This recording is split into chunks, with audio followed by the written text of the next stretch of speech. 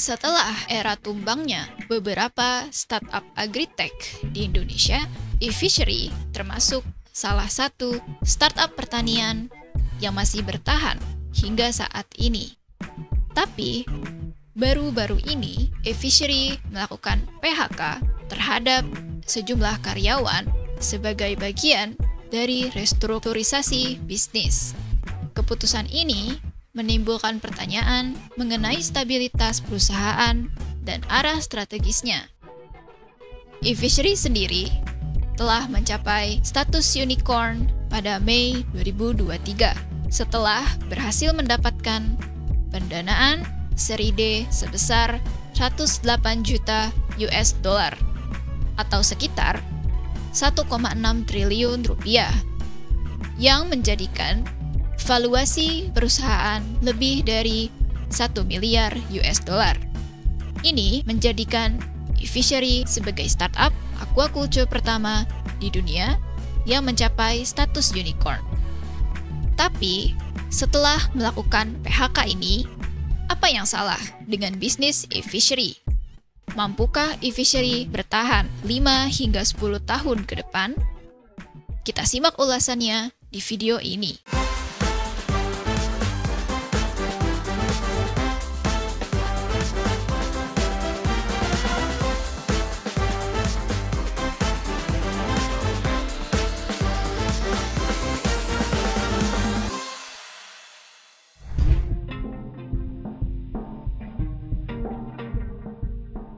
eFishery, seperti kebanyakan perusahaan rintisan yang sedang berkembang, telah menghadapi beberapa masalah dalam perjalanannya.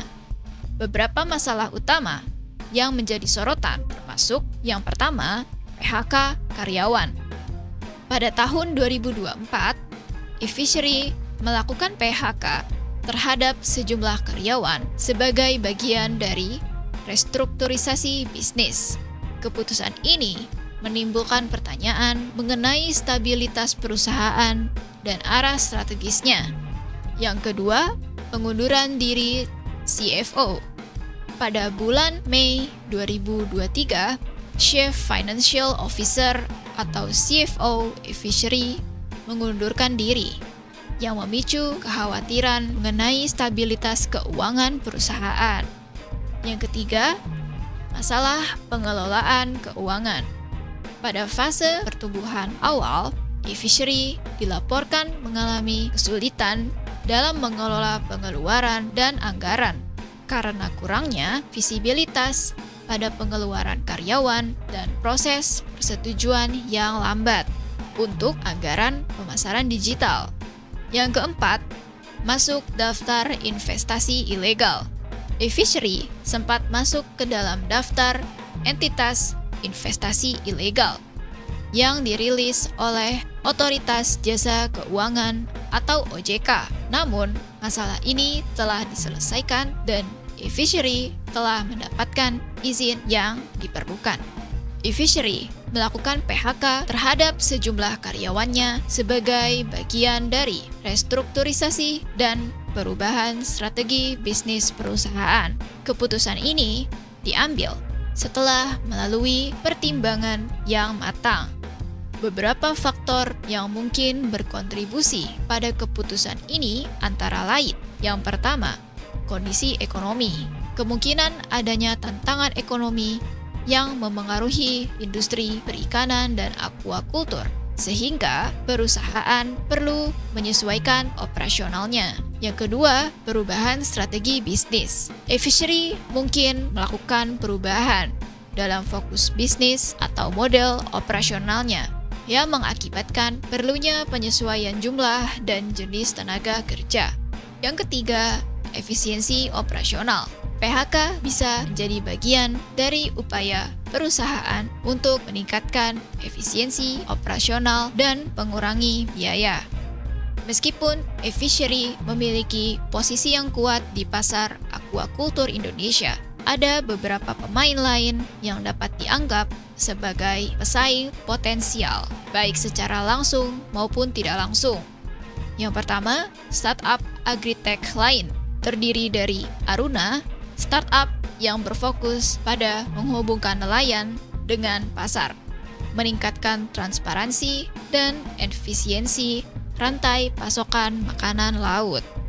Yang kedua, Jala menyediakan solusi teknologi untuk budidaya udang, termasuk pemantauan kualitas air dan manajemen pakan.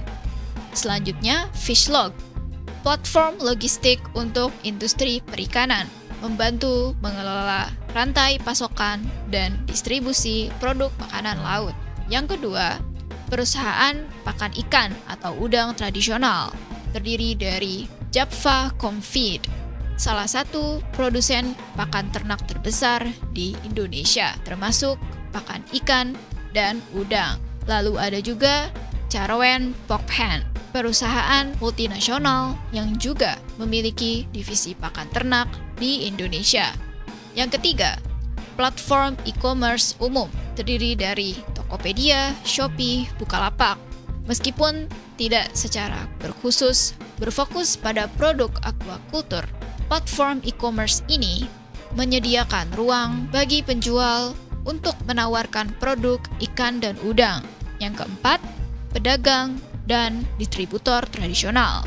Jaringan pedagang dan distributor tradisional masih memegang peran penting dalam rantai pasokan makanan laut di Indonesia, terutama di daerah perdesaan. Meskipun e-fishery memiliki banyak kekuatan dan potensi, ada beberapa kelemahan yang perlu diperhatikan. Yang pertama, ketergantungan pada teknologi. Model bisnis e-fishery sangat bergantung pada teknologi. Gangguan teknis, masalah konektivitas, atau kurangnya literasi digital di kalangan pembudidaya dapat menghambat operasi dan adopsi layanan mereka. Yang kedua, skalabilitas. Menjangkau dan melayani pembudidaya di seluruh wilayah Indonesia yang luas dan beragam geografis merupakan tantangan besar.